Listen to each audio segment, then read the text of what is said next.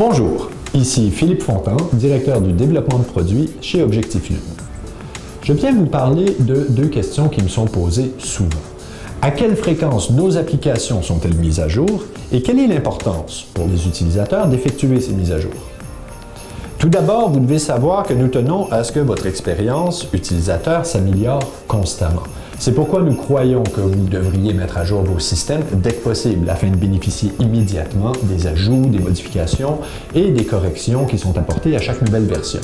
De cette manière, vous avez toujours entre les mains une version optimale de nos applications. Par ailleurs, nous travaillons constamment à améliorer la performance et l'utilisation mémoire de nos logiciels.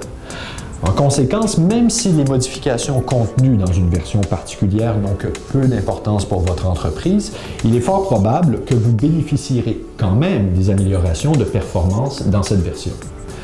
Les mises à jour logicielles se déclinent en trois saveurs. D'abord, les mises à jour majeures. Elles comprennent des ajouts importants ainsi qu'un grand nombre d'améliorations et de corrections.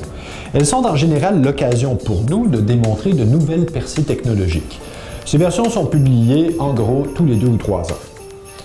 Ensuite, les mises à jour mineures. Elles sont composées d'un mélange de corrections et d'améliorations importantes. Nous en publions 1 ou 2 par année. Et enfin, les versions de maintenance. Ces versions comprennent en général 1 ou 2 corrections critiques qui ne peuvent attendre la publication d'une version plus importante.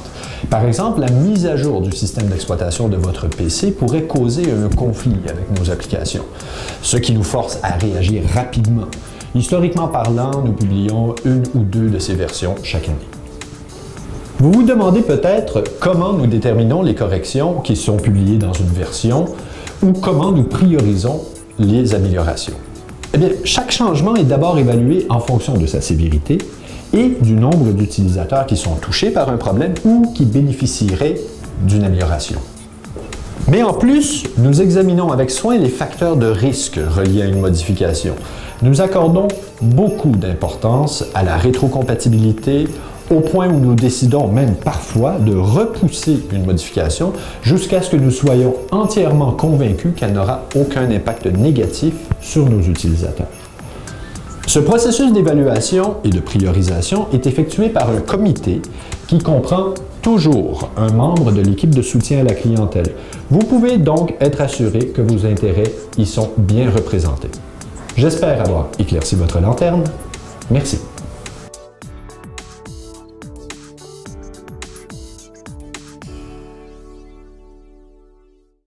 He said it. I don't do smiling.